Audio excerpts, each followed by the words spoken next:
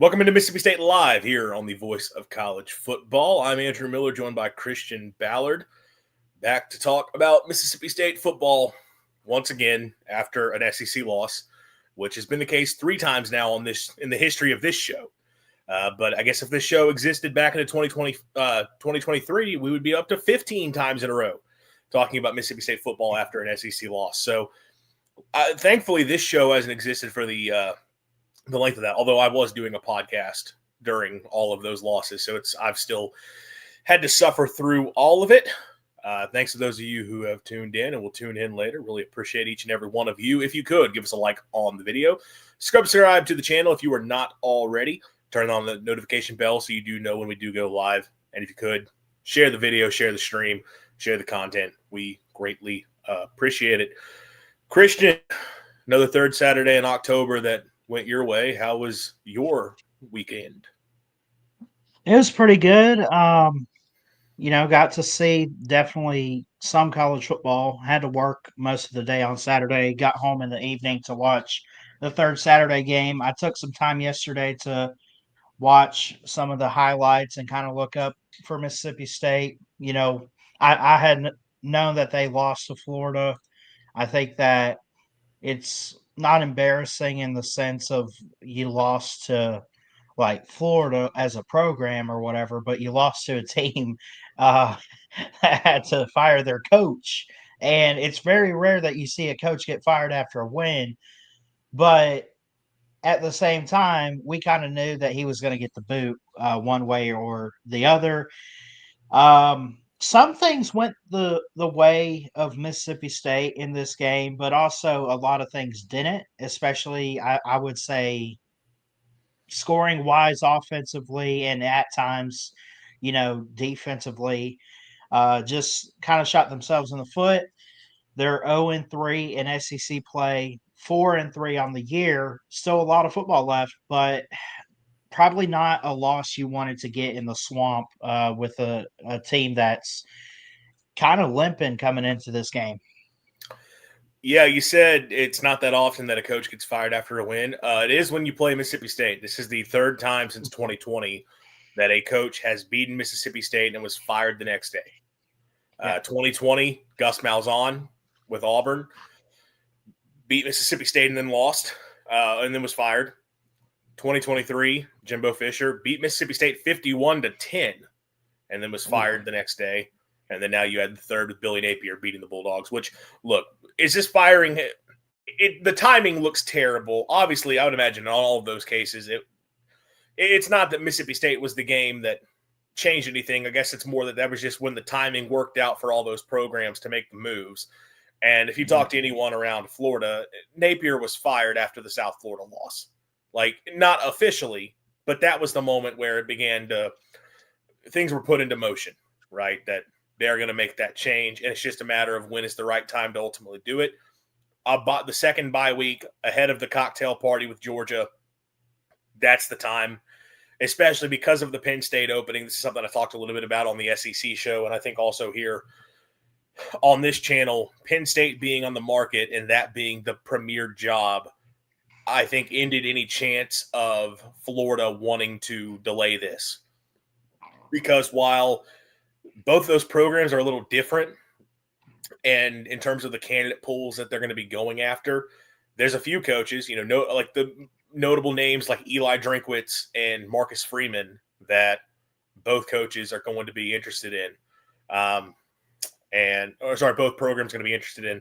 So Florida was definitely going to be pushed to make the move, but ultimately it happening right after you beat Mississippi State, it doesn't look good. Right, the fact that there's no world where beating Mississippi State, at least presently, is going to get anybody on board with turning those seasons around. Because, in a perfect world, Mississippi State's having a better season, and Billy Napier beats Mississippi State, and then all of a sudden it's like, okay, well, let's see if he can beat Georgia, and let's see if they can rally the troops one final time and get something going. But no, beating Mississippi State wasn't going to change that. Not a great look for the program. Not a great look where things are at presently for this team.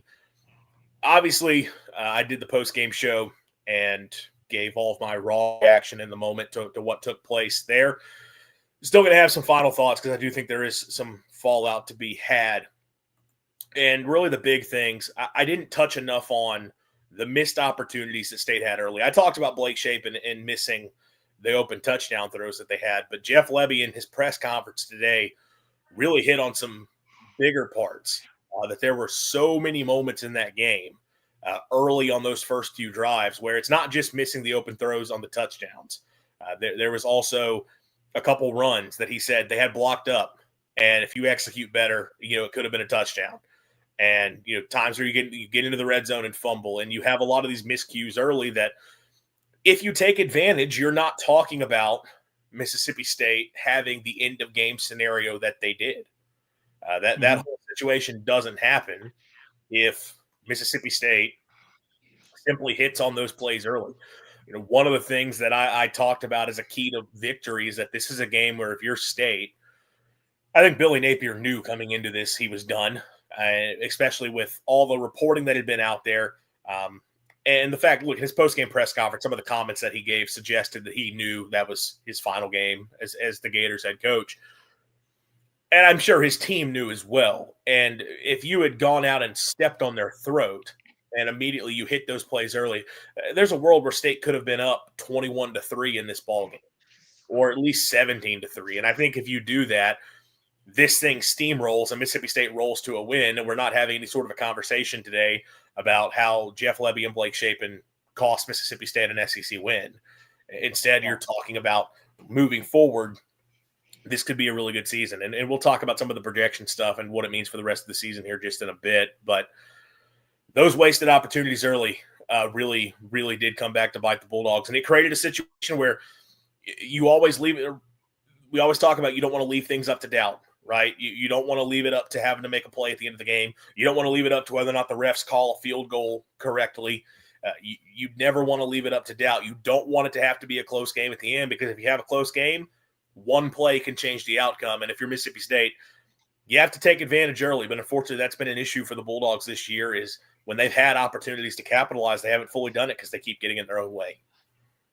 Yeah, I would say, going back, watching some of this game, looking at some stats and everything, it's like 13-7, very good defensive game going into that fourth quarter.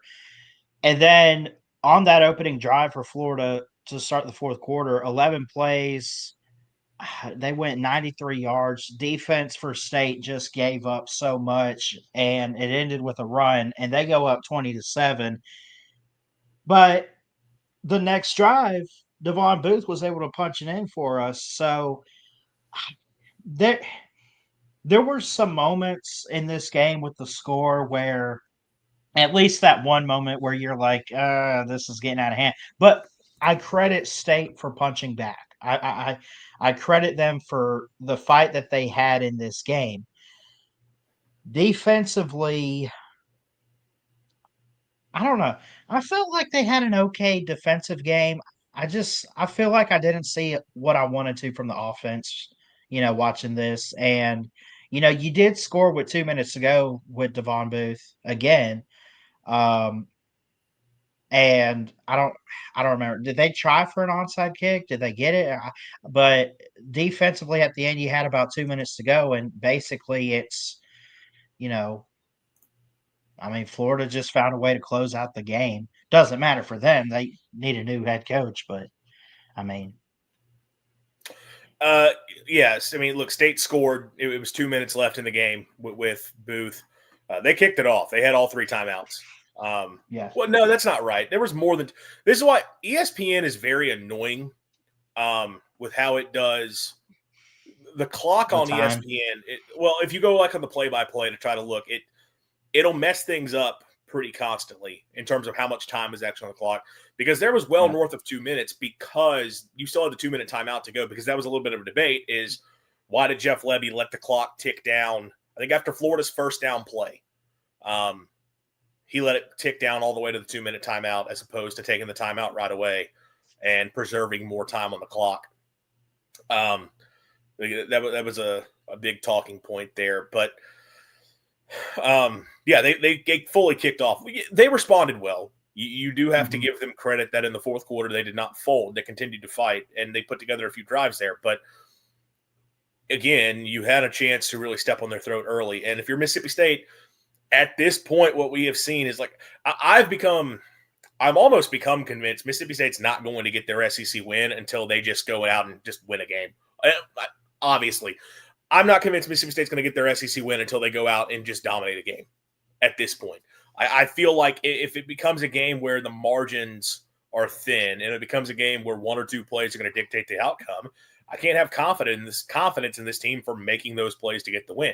Obviously, it happened against Arizona State, but that's not an SEC game. Yeah, no. So you talked about the defense. Defense played well enough to win once again. It was a game where I thought a lot of what you saw from the defense in the first half, there was some level of like they're kind of getting away with it right now, as in they were giving up yards and Florida was moving the ball on them, but then Florida would have something bite them, whether it be, DJ Lagway throwing a couple interceptions, including one where if he sees the receiver early, it probably would have been a touchdown. And instead, he's a little bit late on that throw, and it lets Brian Lanier get over and pick it off. They had a long touchdown run called back for holding. Obviously, the very first possession of the game, Florida goes down, and State has a chance to get a sack. They don't get the sack. It set up Florida with a 1st and goal, and the Gators, I think, on 3rd and goal, scored a touchdown, and the refs just said it was incomplete, and they weren't able to go and overturn it. I think State's defense, it could have been a worse day based on how much well Florida moved the football and some of the opportunities they had. But at the end of the day, they made the stops that you had to see in order to give State a chance to win, and including at the end of the game. You gave the ball back to your offense. Your offense gets a position, and then the play at the end happens. And just, I guess, what is your thought there? You've got the ball at the 29-yard line. No timeouts, but still, there's 29 seconds left. So you can easily run. If you do run the ball, you still have plenty of time to clock it. It was 2nd and 9. You're in field goal range. And it would be like a 47 or so yarder, 46, 47 yarder. Do you just hand the football off and say, we're in field goal range, let's not try to keep fighting for yardage, or are you throwing the football trying to get more yards there? No, dude. I mean, you're down by 2.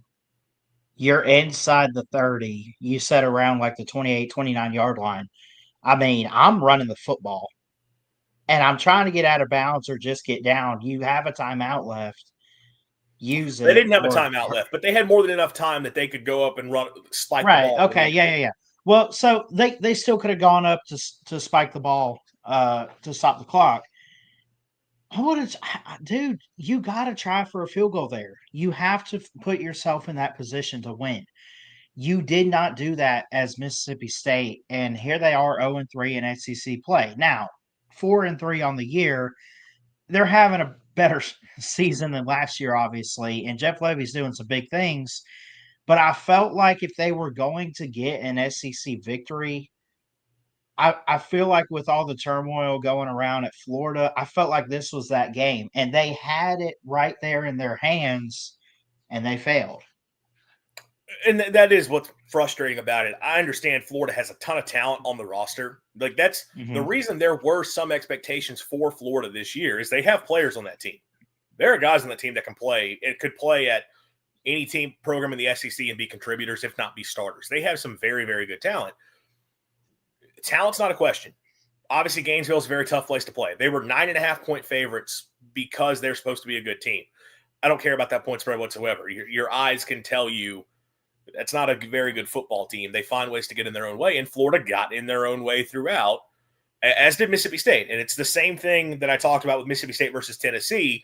While that is an acceptable loss because it's a much better Tennessee team, even with that game being in Starkville being in overtime, Mississippi State, Tennessee, you can't really say, well, State should have won the football game when you made all the mistakes that you did and Tennessee made all the mistakes that they did. It's one of those deals where both teams shot themselves in the foot. It all kind of balances out in the end. The better team ultimately got the win. This is a game where, again, I know post-game win expectancy from SP Plus, it was like 77% for Florida. If you look at the did we really get beat that bad chart from Parker Fleming, Florida had a better success rate than Mississippi State. Statistically, you can't say Mississippi State should have beaten Florida. Situationally, you can look at the game and say, hey, you're in position to kick a field goal to win. As you were talking about, you have to assure you give yourself the opportunity to get the kick there. You've not gotten an SEC win. You know you are in range. If we kick this field goal, we have a good chance of making it because we trust Kyle Ferry to make those kicks. We're in range. Let's make sure we get that opportunity to win the football game. And if we throw it, our chances are – can we increase our chances of having a chip shot? Sure. We can also increase our chances that we don't get a play to win the game. And that's kind of the debate we've had a little bit here is that, you make that decision to kick there. Or sorry, you make that decision to throw the football there and how that, what that ultimately does to you.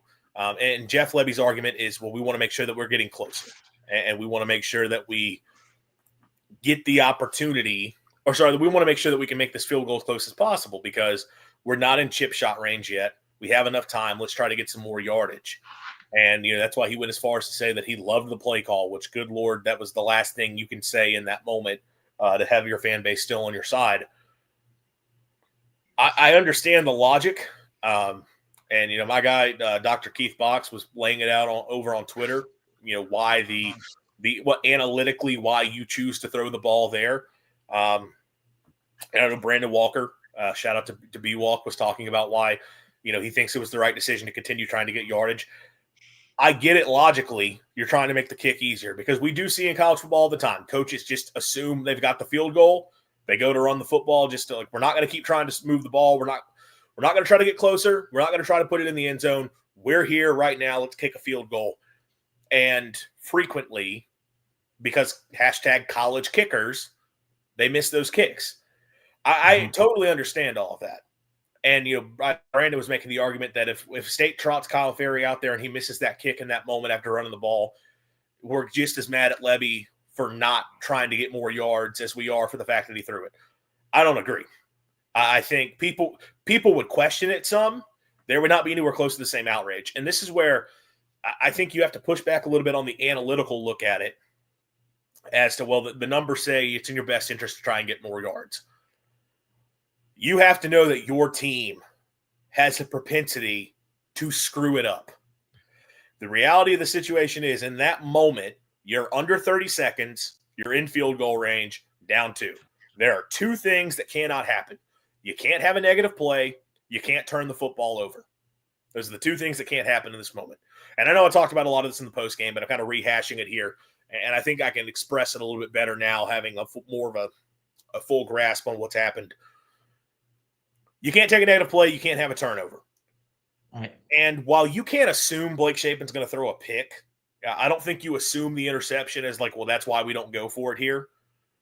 What is a fair assumption is that you're probably going to give up pressure. And you're probably at risk of taking a sack. Because if Florida sends pressure, at this point, do we trust Mississippi State's offensive line to block it? No. Do we trust Blake Shapen to not take a sack? Also, no. Even if we're saying, hey, man, you have to get the ball out. And Shapen said afterwards he felt the pressure that was coming and knew he had to get the football out. But that's the other thing. If there is pressure, there's a chance you throw the football in a place you don't need to, and that's exactly what happened. And that's where you get the turnover. So, I don't think you can assume the interception, but what is a fair assumption is that there's going to be pressure, which if you take a sack, now the clock's running and you're in big trouble because you're probably out of field goal range. You've got to get more yardage. Well, it's 3rd down.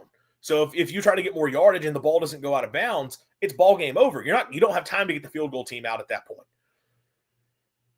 A sack kind of ends the game and almost screws you just as well. But obviously the sack increases the likelihood of a turnover and you don't even get an opportunity, which is what happened. So I don't think it was the right decision from Lebby. And I think when you have to do the thing that assures you have an opportunity to win the game, and handing the football off assures you have the opportunity to win the game. As for Blake Shapen and what happened on that play, there's been a lot of where was he throwing? The guy wasn't even there. And in the moment, I thought the same thing. It's an inaccurate pass. There's also been some, why was he not throwing to the left? Because he had 2 receivers open to his left side. So on those things, first of all, as for the inaccurate throw, Shapen said afterward he was going for Ricky Johnson, who he completely misses. Ricky Johnson had an option route. He had the ability to break in, out, or sit. Shapen clearly thought he was going to be in a different spot than he was. There's miscommunication there between those two. We're just not being on the same page as to how he needed to run that route. As to which one was right or wrong, I don't know. In terms of the route itself and where the ball theoretically would go based on where the route is, obviously Shapen's in the wrong for the other part of it, which is the interception. But the reason the throw was so off target is because those two were not on the same page. As to why Shapen was not throwing those open slants, that was part of a coverage disguise from Florida.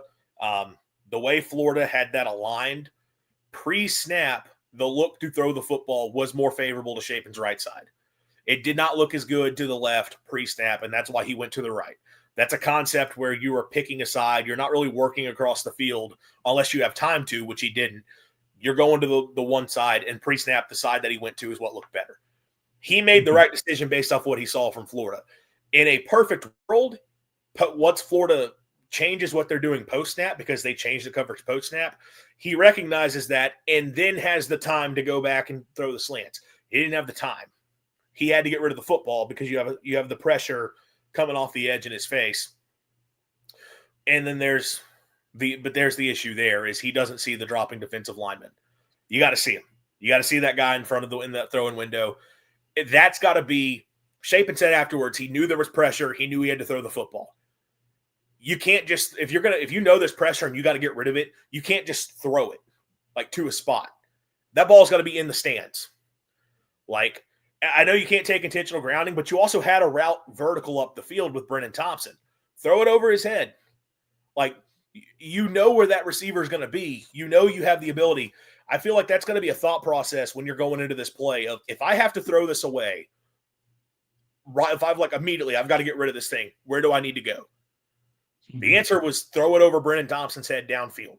You're not going to get called for grounding there because you're technically throwing it towards him, and you're not getting picked off. You're not taking a sack. Instead, he just throws it to where he thinks he might have a receiver, and there was a defensive lineman right there. It was a bad decision from Shapen.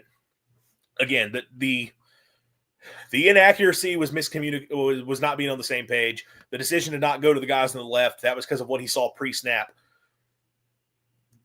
The problem on the play is how he reacted to pressure.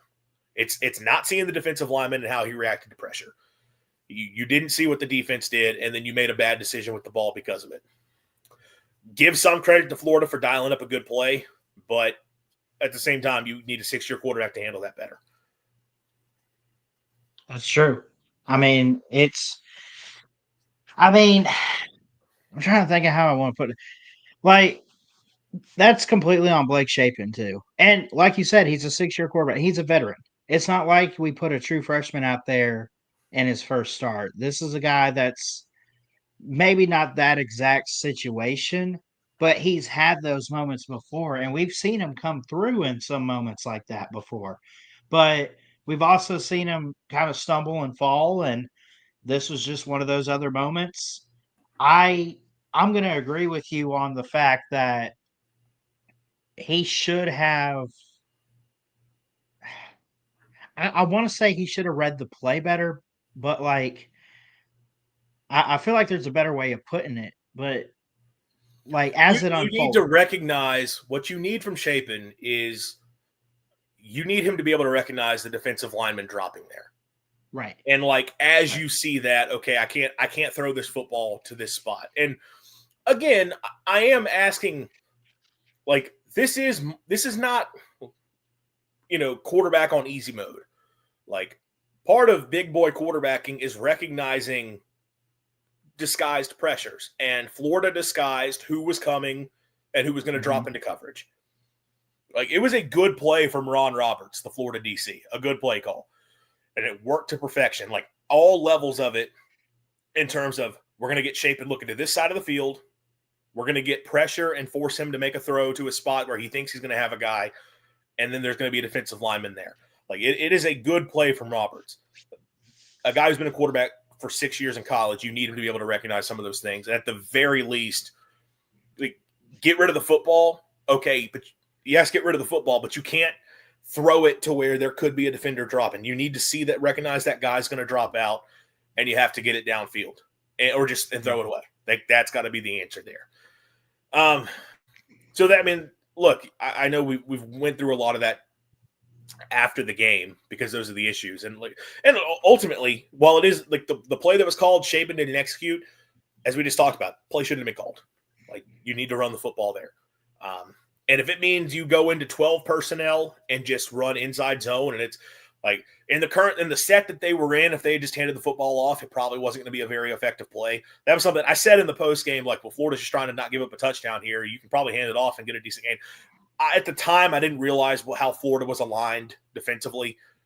If you just hand the football off from the look that you were in, yeah, it probably gets blown up and you're not getting much yardage. But if you get in there with a couple of tight ends and it's just like, yeah, we're running this football forward, okay, like we're fine. It should have been handled because you were coming out of a timeout. Like, you had the time to do that. Should have been handled differently, and ultimately, like that, all those issues that we just kind of talked about here over the past 20 minutes. I mean, the fact that you missed opportunities at the beginning of the game made the end of the game plays all the bigger, and Mississippi State and Jeff Lebby did not handle them the way that they needed to. Looking ahead, and this goes off of talking about Shapen, is it time to make the change? It is now when you start Camario Taylor. Or, I mean, I don't think we won't even play the Luke Kromenhoek game. There's no one that was going to argue for Luke Kromenhoek. Camario Taylor's QB2 on this team. Clearly, that's the guy who they've been putting in the game. That's the guy who they want to give opportunities to. And look, Jeff Lebby talked about Camario some today in his press conference and suggested that there have been plays where Camario's been on the field where he's had the ability to throw the football. It hasn't. So where there's been some talk about, why is he not letting Camario throw? He technically is. It's Camario has to make the decision to do that himself. So he does have, he said he has faith in Camario being able to go out and execute. Is it time to make that change, though? I'm going to say yes. I think you have to. I mean, look, I understand having a veteran guy like Blake Shapen. He's been around college for a while. He was at where was he? Baylor, and then he's been at Mississippi State a couple years. He's battled with injury. I credit him though. He has stayed pretty healthy this year, so that's pretty good. However, the way in which he has played, it's not the worst thing in the world, but it's definitely not the level that it needs to be for Mississippi State's offense. I think we got to make a change. And we got to do it this week. You're playing Texas. You're playing them at home. Texas does not look like a good team like we thought they would going into the season. So there's a little bit of vulnerability on that side. Like, this is the perfect opportunity to see what Camario Taylor's made of with this offense. And again, like, I don't think this is we're going to bench Shapen because he's like, not a good quarterback. It's not necessarily that. But obviously, this past weekend against a really down bad Florida team, he did not make the right reads. He didn't make the right decisions, and it's not the first game that's happened for Mississippi State this year. It's happened in pretty much every loss they've had so far. So to basically sum it up, Andrew, and answer your question, I'm going to say yes. You roll the dice on Camario Taylor. I think the problem that you run into if you're State is you don't have a game to ease him in. Now, I think the next week at Arkansas against that defense, there's no reason you shouldn't, like Camario Taylor, even though that game's on the road, there's no reason he couldn't tear it up. This is the way I think you handle it if you're Mississippi State. And I understand this is a game that you're going to need good quarterback play as much as possible because of how Texas's defense is so good. We'll talk about Texas here later in the show. Their offense is bad enough that I'm going to trust Mississippi State defensively to keep them in this game. I think the way you handle this, Shapen starts first half, and I talked about this in the post game, and I've thought about it more. I think this is the way you handle it. You start Shapen in the first half, and you see what he does. If he builds off the last couple drives he had against Florida, minus the interception, that was the thing. And I talked about this post game. there was a world where we come on and we're talking about a redemption story for Blake Shapen, kind of like we did against Arizona State, where he had some misses, wasn't fully locked in, but in the biggest moment, he delivered a big play for Mississippi State. And if you get in there and you don't have the interception and you kick a game-winning field goal, I'm having to sit here and say, you know what? Like, I already put my tweet out talking about how I'm done with Shapen. I can't take it back, but I can say the guy stepped up and led you when you needed to. And then the interception ruined that. You put him out in this game against that Texas defense, and I think the game's probably going to – I think I know how the game's going to go. I think Texas's defense will probably wreck the MSU offense. You let that happen, and then second half, you put Camario in. Not that you don't give Camario snaps in the first half, because I think you need to get him in the game early to see if he can spark something. But specifically in terms of executing the offense and being the guy, if State in the first half, you look up and their offense looks anything like it has looked these last couple of weeks in the first half, I'm putting Camario in the second half. And I'm letting him play it out. If he takes lumps, if he throws a bunch of picks, it is what it is. And then I'm starting him at Arkansas. And I don't care how it goes. Against that Arkansas defense, I'm starting Camario Taylor and giving him the opportunity to feast against an awful, awful, awful defense that he'll probably be able to run for 150 yards on himself. I think that's how you handle it. Because I also think if Shapen goes out and has a trash first half against Texas, that kind of ends any of the, that ends any of the debate. I think any chance you would have of arguing for Shapen going forward, you can end it against Texas. Now, I guess if Camario comes out in the second half and is struggling mightily against Texas as well, maybe it becomes a little bit more complicated. But this game being at home after Texas just struggled the way they did with Kentucky, State should have a chance. But we're giving Shapen one. Shapen's going to start. You cannot put him out there. If the first half goes poorly, you cannot put him out there in the second half. Cut and dry. That's going to be how Lebby handles it. Do I think he'll handle it that way? Probably not. I'd imagine if the game's close at halftime, it'll still be Shapen, and he's going to ride with his guy because the game's competitive and want to stick with the guy, though I think he's got a chance. But we'll see how it goes. Last little thing, just talking purely about for Mississippi State. Well, actually, we do have a kind of a big picture thing, and this all kind of flows together. What is this team's path to a bowl game at this point? Because they were 4-0 when they were 2-0 and beat Arizona State. We kind of talked about at that point the expectation becomes a bowl game. And now you've gone from 4-0 to 4-3. Mm-hmm. The schedule is not getting easier. Texas defensively is awesome. Yes, they are very vulnerable offensively. Given the fact that they were in the dogfight with Kentucky, could Mississippi State beat them? Sure. But you can't expect it. Then you're at Arkansas. Arkansas's offense is awesome. Arkansas put 42 on the board against Texas A&M. A lot more than you did. So, and you're on the road. Arkansas's defense is trash. But, do you trust MSU's offense to win a shootout right now? Georgia defensively has flaws. You're playing the game at home. Georgia's offense is really good. Missouri, pretty good on both sides of the ball. I don't think they're an incredible team, but they're pretty good on both sides of the ball, playing that game on the road. And then Ole Miss to end the year. Is Ole Miss's defense good? No.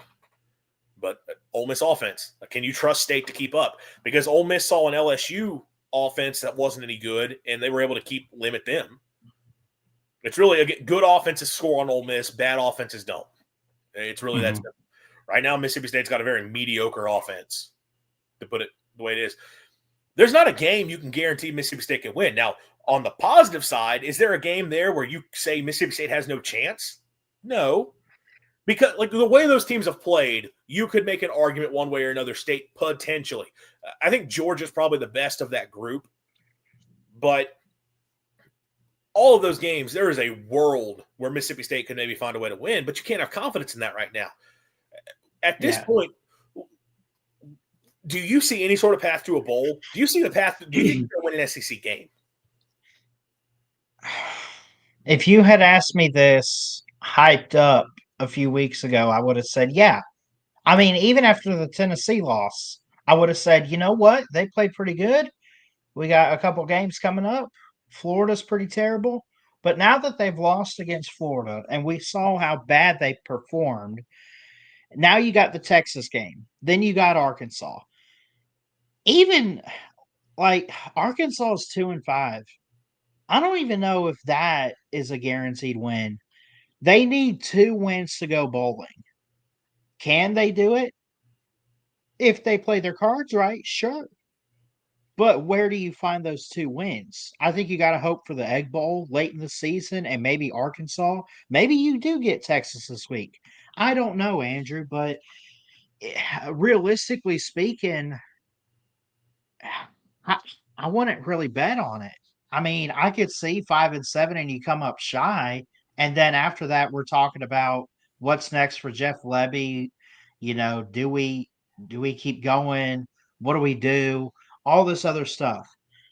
But for this season, if you wanted to, like, you didn't have to beat Tennessee. You didn't even have to beat A&M. I think Florida is the game that got away. And now your back's against the wall. Yeah. No, I think that's all fair and accurate. A couple weeks ago, I agree. After Tennessee, I still would have said they're going to win a couple SEC games. And it's not all because of Mississippi State. It's also a product of how other teams performed at this point. That kind of changes your perception over the course of the year. But they keep getting in their own way. But that's the frustrating part of it all is we have seen this team, and we know if they have played – if Mississippi State plays a clean game every week of the season so far, they are 6-1 right now. Like Texas A&M, they still take that loss because that loss playing clean, like Mississippi State had a few errors. You took that loss because your offensive line could not protect whatsoever. And then eventually, like because of that, your offense couldn't do anything. I think Lebby could have had a better game plan, as I've talked about. But with the offensive line playing the way it was that night, you weren't winning on the road at Texas A&M. But against Tennessee, if you're not turning the football over, if you're not punting the football away, you win that football game. Against Florida, if you hit any of those wide open touchdown throws, if you don't fumble in the red zone, if you don't miss a field goal, if you don't throw an interception at the end, you win that football game. You are 6-1 right now. You're not. And that's the maddening part is it's one of the deals of preseason expectations and how you evaluate that relative to how you've actually performed at this point. Because if you said Mississippi State was 4-3 right now, even if you said 4-3 and 0-3 in the SEC, if you told fans that right now, back 2 months ago before this season started, and you said, would you take that right now? I think a lot of people would, because you would say, okay, well, that means they started off 4-0, and that's taking a few losses there and it's tough, but you recognize Tennessee's going to be good, A&M's going to be good. You're on the road. Florida, we thought Florida would be better. You're on the road there for that game. Beat Arizona State, that's a good win. Like they'll probably find at least another win. They might find 2 the rest of the way.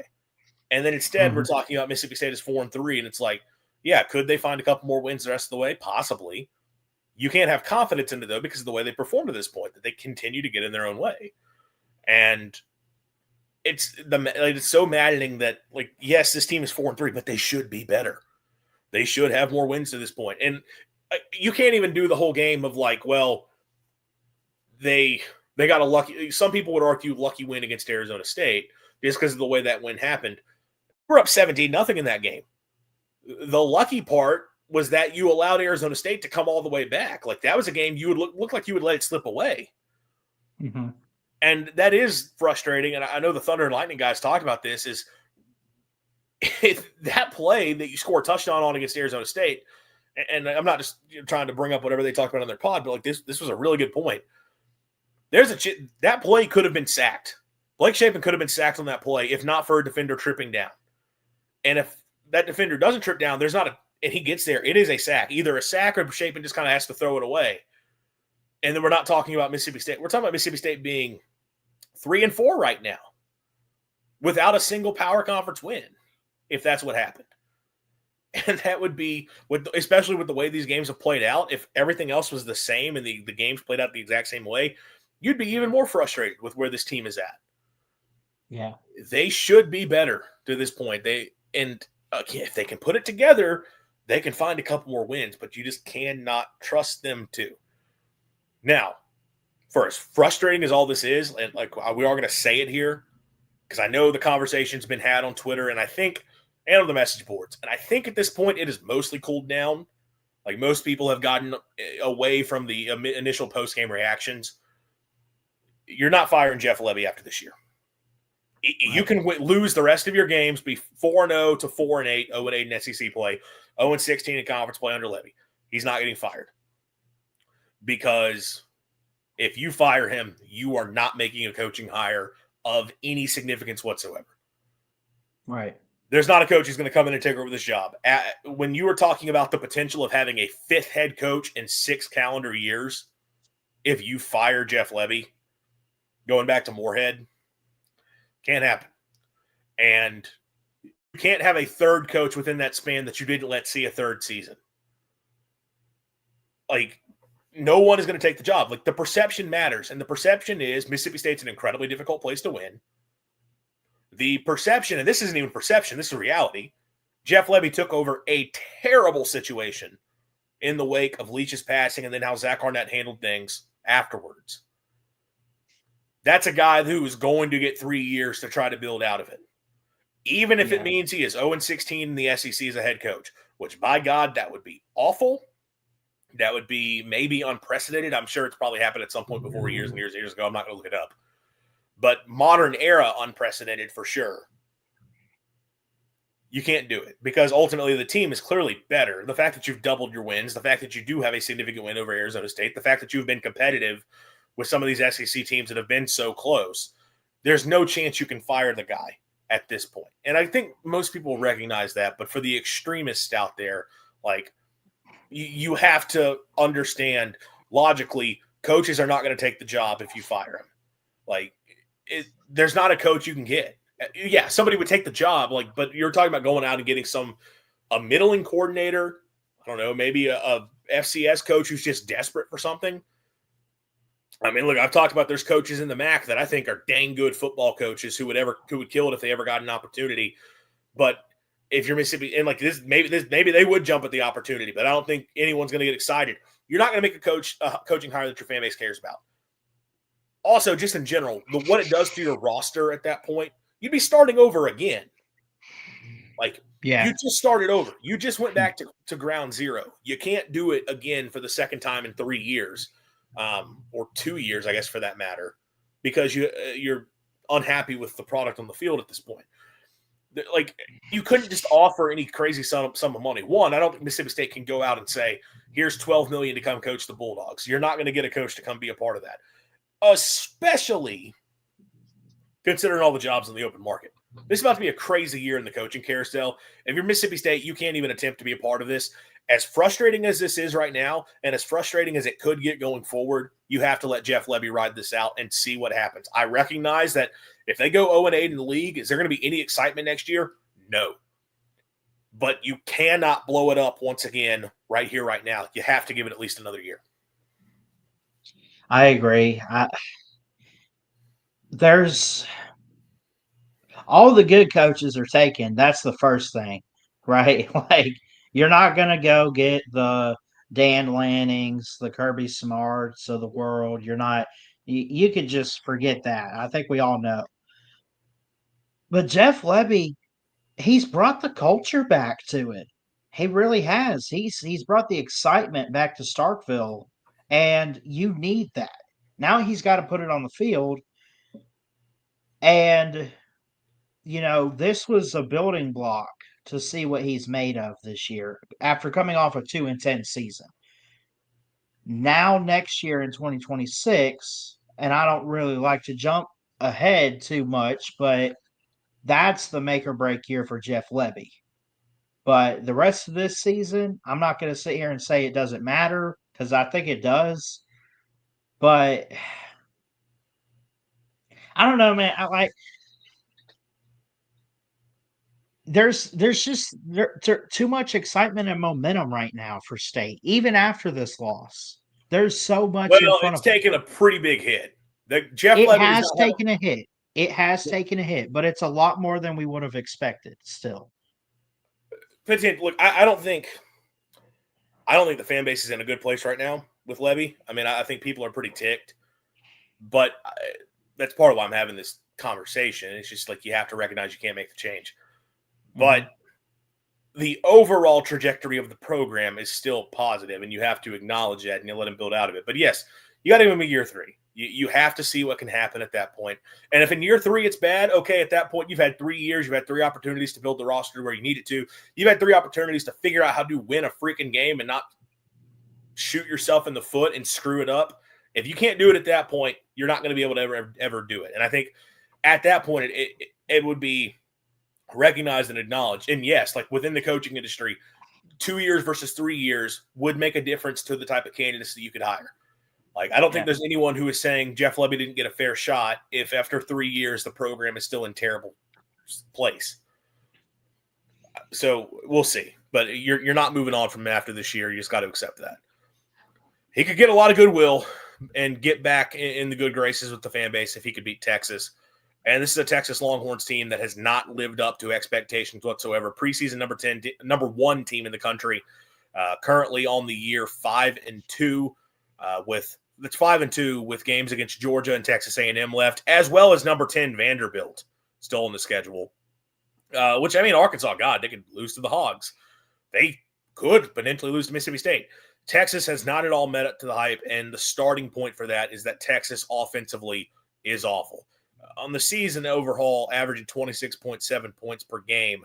But if you were to put that down to just Power 5 competitions, that's under 17 points a game for Texas if you take away their blowout wins over the Sam Houstons and San Jose States of the world. It starts that Arch Manning has not been good to this point. The prodigal son, prodigal son doesn't work, the chosen one, rather, overall in the season, 207 yards per game, 60% completions, 7.7 per attempt, 12 touchdowns to 5 picks. He's also rushed for 5 touchdowns. Those aren't like the worst stats you've ever seen, but when you break it down to plays against Power 5 teams, 189 yards a game, 57.8% completions, 6.5 per attempt, 4 touchdowns to 3 picks.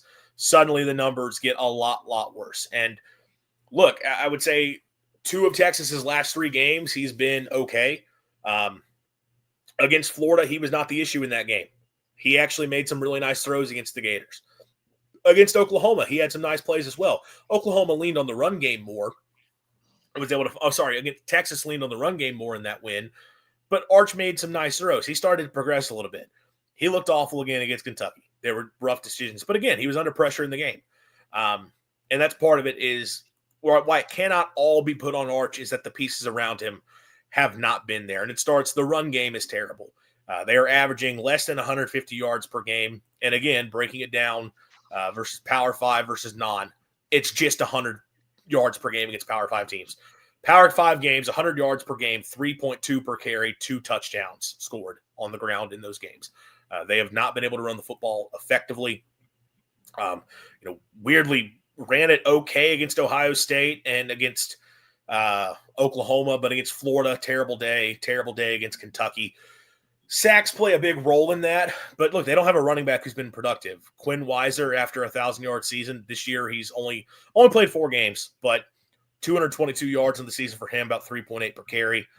Jarrett Gibson, who I don't think played in the last game, he did not. He's missed 2 of the last 3. Not been able to get a lot out of him. Arch has frankly had to do a lot on the ground. Some of Texas's better offensive moments have come with Arch scrambling and using his legs. He does lead the team, like I said, with 5 rushing touchdowns, but they've not been able to find a consistent run game, and it's because their offensive line is terrible. They lost 4 of their starters from that line a season ago, and any assumption of them being able to replace that has been off base. They can't block up front. I will say pass protection against Ohio State and Oklahoma wasn't terrible. I mean, they only gave up 2 sacks total over those 2 games.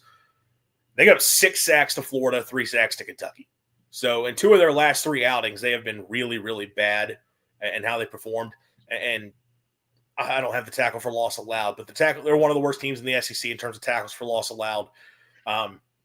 There's thought to be talent in the receiving core between guys like Ryan Wingo, Parker Livingstone, DeAndre Moore, Jack Injuries at tight end. None of those guys have really jumped off the page to this point. They've all kind of had their individual moments of a good game, but they don't have a true number one, I can go to this guy and he's going to be open type receiver. There's just not a lot. A lot of the talent that was expected to be around Arch is not there between the offensive line and the skill players. I know Sark is under heat for the play calling right now and how that's been. But Archer Manning has also just not delivered the way they wanted to. Texas offensively is in a bad place, and you have to think Mississippi State playing at home with their defense being what it's been to this point should be able to have some success in limiting what Texas can do. Yeah, this is going to be an interesting game. I mean, the protection up front you mentioned for Arch Manning has not been the best this year. It's actually been pretty bad. He's taken 13 sacks. He's thrown 5 picks, 12 passing touchdowns. He has just like the one thing I'll say about 12 passing touchdowns, that's still double digits. Yeah, but it's Arch freaking Manning. I mean, this guy was supposed to be like winning 600 national titles, and he was going to be a first ballot Hall of Famer and win 5 Heismans in a row, and all this hype. That's the issue. He has not lived up to what Texas fans have made him out to be, what recruits, what scouts, what all. Like, is he the worst of the worst? No, but he's not what he's not living up to his name either. You talk about Peyton and Eli, um, and maybe that was part of the issue. Maybe he just got compared to his uncles so much. I don't know what the issue was. Now, to Texas as a team,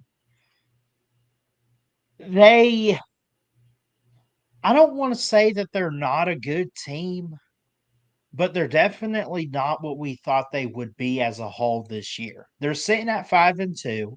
If they win out, they'll have 10 wins.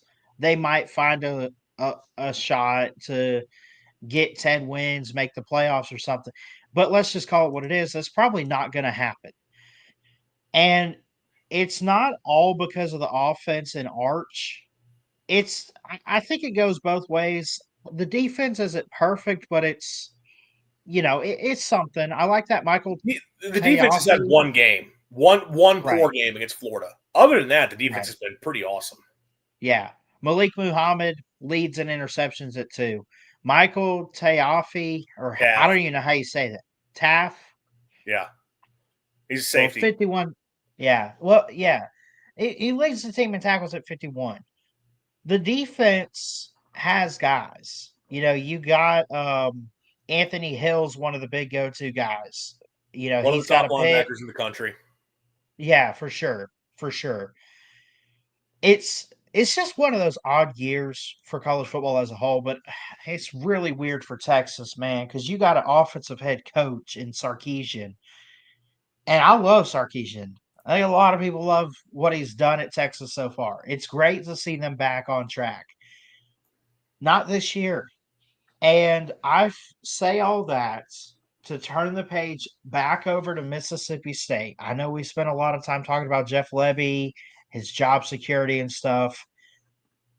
But if you're going to get an SEC win, it being at home against the team, especially if you could like just take advantage of a I want to say depleted offense, but that's probably a little bit too much. I don't know. Just take advantage of some opportunities defensively if you're Mississippi State and just see Texas for who they are. A bunch of frauds. You know, they're frauds. They have not lived up to really any standards that we put on them this year. And I think that's being as honest as possible. Yeah, no, they've not been particularly good. I do want to go back to the Texas defense a little bit. I mean, look, that group has been really good. The Florida game, they gave up Yeah. some yards and some points, but against Power 5 teams on the season, they're only giving up 15.5 points per game. If you look at yards allowed in those games against Power 5 competition, 328 per game at just 4.8 yards per play. They're good in the red zone defensively. They're solid on third down. They've forced a lot of turnovers to this point, and it's all 3 levels of the defense. We talked about the linebacker, and Anthony Hill. Michael Taft and Malik Muhammad, that's as good of a duo in the secondary as you're going to get, as Chris kind of talking about there. Defensive front, when you talk about edge rushers, Colin Simmons, Trey Moore, Brad Spence, as good as you're going to get in the country. And that is incredibly concerning when you talk about Mississippi State. All the problems they have dealing with pass rush, this is going to be a rough game, I have to think, for State defense. Unless State changes things and figures something out, I'm going to have a hard time seeing State protecting Blake Shapen, Kamaru Taylor, whoever's in against that Texas pass rush. We've not seen State's offensive line be able to handle teams that can provide that pressure to this point. That's going to be a big challenge. I mean, on the season, it's kind of like for teams that have been able to beat Texas, like what did they do well? And it's like Ohio State only had 200 yards. Florida had the one big day. Kentucky was able to throw it on them a little bit. I will say, like, those two teams between Florida and Kentucky were able to throw the football a little bit. Florida found some success on the ground. Kentucky, I mean, found a little bit. And I will say the two teams that have run for, over 100 yards against the Longhorns have been able to find some sort of success offensively, at least in terms of moving the ball. Texas, I think, does have some questions along the defensive interior. Their edge rushers are great, but they lost a lot along the interior. Have they really replaced that adequately? We'll find out. Maybe that's something if you're State, you think you can kind of run it up the gut on them a little bit. And look, Florida was able to push the ball down the field. That's what they were able to do against the Texas offense. And Florida had big games in the big plays through the pass game. Like that was a big key for Florida being able to beat Texas. Maybe you think you can replicate that a little bit. But again, Texas secondary is really good. And with that pass rush, how well are you going to be able to withstand it? That's a big question. So, I mean, this is a massive, massive test. I don't have any confidence in the State offense. I do have pretty good confidence in the State defense. Now, I'll say this. If this is a game where State, once again, is not able to get pressure defensively, that's going to become a little bit more of a concern because I thought Florida was a team they could get some pass rush against. And they got pressure. They didn't get home. They got a couple sacks officially, one on a blitz and then one on Brian Lanier making a really good read on a play on a rollout. But when it just came to State just rushing normally, they would get some pressure and then they could not get DJ Lagway, who is not fully healthy and is not that dynamic of a runner right now to the ground. If you let Arch run a little bit, Texas's offense can figure some things out. Like that's kind of been a saving grace for them is Arch's legs. So I think State's got to be able to get pressure. They got to be able to get Arch to the ground. Don't let their run game get going. I think it kind of has to be put on the arm of Arch Manning at this point.